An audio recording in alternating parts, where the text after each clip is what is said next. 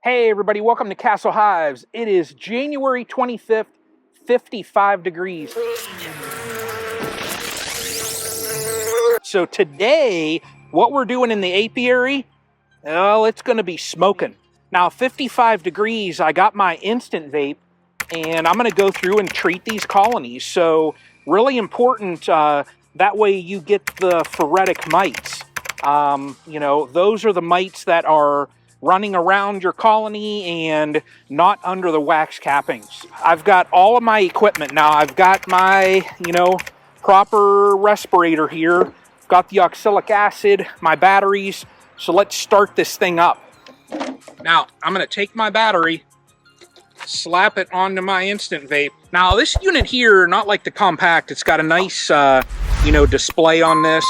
The compact, I know, is a little bit smaller, does not have all of this on it, but, that for me is really handy.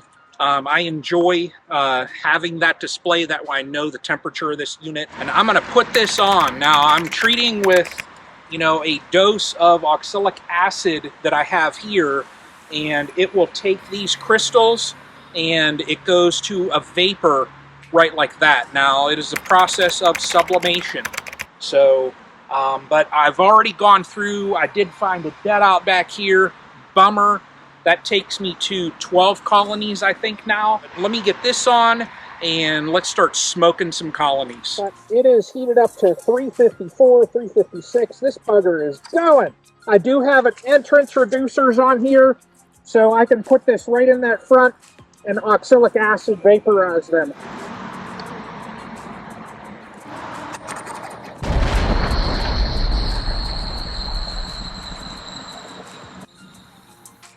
You really want to watch out with this stuff because I've not worn this before and it is harsh. You do not want to breathe that in without a respirator. Now this unit is very fast. It will go through, it'll treat this colony very, very quick, 30 seconds or so, under a minute. You're done and can move on to the next one. So I'll get all these done and then give a recap.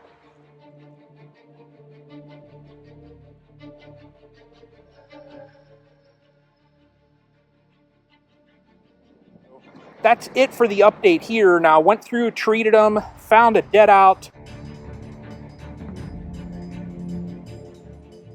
Did you all see what I see? It is early February and it's 51 degrees. Now, this is exceptionally odd for Ohio. In the next 2 weeks, we're gonna have, my gosh, probably 6 or so days above 50. It's super hard on the colonies because they're out flying, and I just saw one right there with a yellow pollen. That's so odd. Now what I'm going to do is go through and just check on their stores that they have on the top. I'll probably give these boxes a lift also just to see how heavy they are, but I want to see some activity right now just because they'll be doing cleansing flights, things like that. But this is such a critical time. I think this is, in the fall you prep, you want to make sure everything is squared away for the winter time. But right now is such a critical time that if you failed in the fall, right now it's going to show because you're going to lose colonies. We can see one with some pollen, and that's so odd this time of year. I'm wondering where they're getting that. Now I've got activity there. I don't see any there. This one here, I know that one was a dead out. Now we've got activity here as well. Activity, I can see bee going in there. That poly hive there, well, I can see some bees crawling in the top there, so we'll check that. But really, I'm just going to go through and just check activity. Got activity here. This whole front row, we've got activity. Now look at this. Here we've got an Apimaye.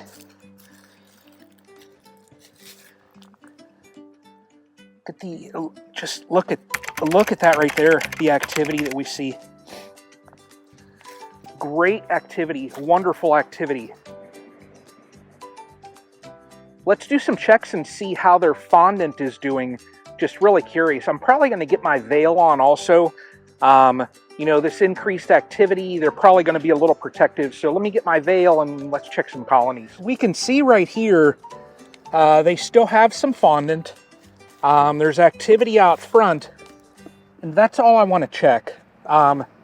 This time of year, now, would it benefit me at all to get into this box? I have this all taped up and sealed up, and the bees have done a wonderful job propolizing this as well.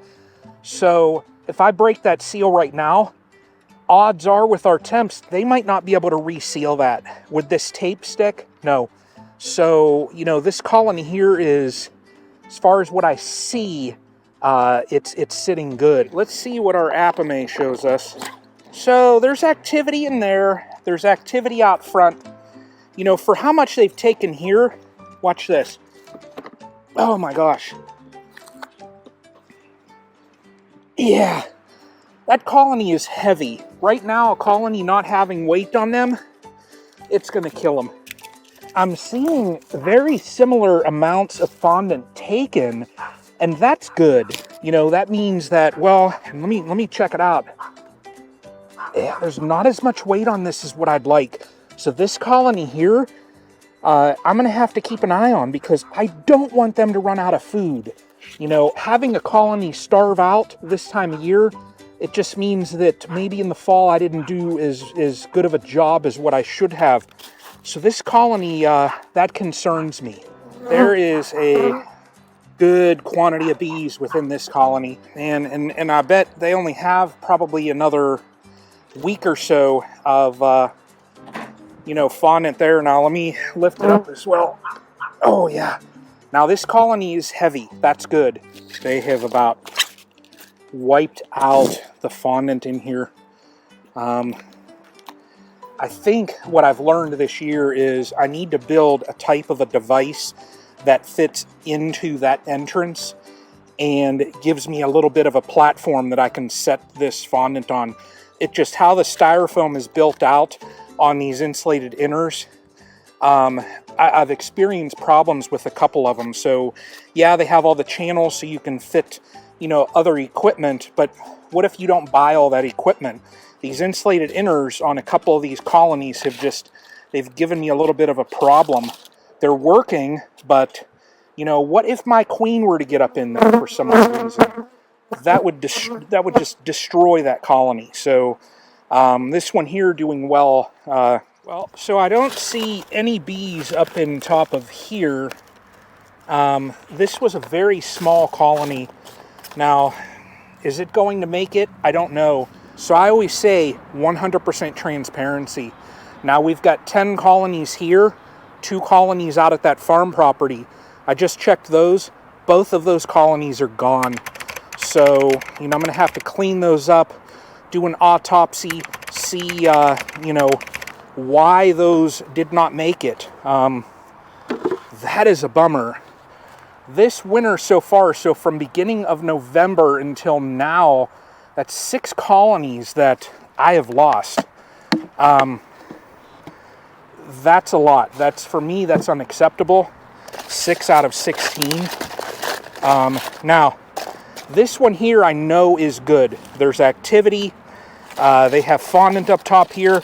There's moisture in there as well, so I know there's heat down in there. So we'll keep an eye. Hopefully I don't lose any more. If I lose any more and go into the single digits, 9 would be the lowest as far as number of colonies that I've had here in 2 or so years. So I'm hoping, you know, that one back there makes it. These up here, as large as what they are, you know, with activity, gives me hope in that in the springtime I can do splits and make up numbers. So, but truthfully, I want to go to 15 colonies is it. That's kind of like my safe spot. You know, you look at the activity that we've got here. This looks good. You know, looking at my boxes, I really don't see any with an excessive amount of poop streaks. I see a couple on there. That's okay. You look at this, look at the activity in the front of this right here.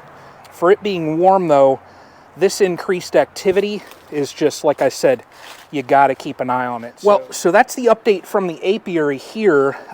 Lost 2 colonies out at the farm. There's one down here, one in the front there that I got to watch, one in the back.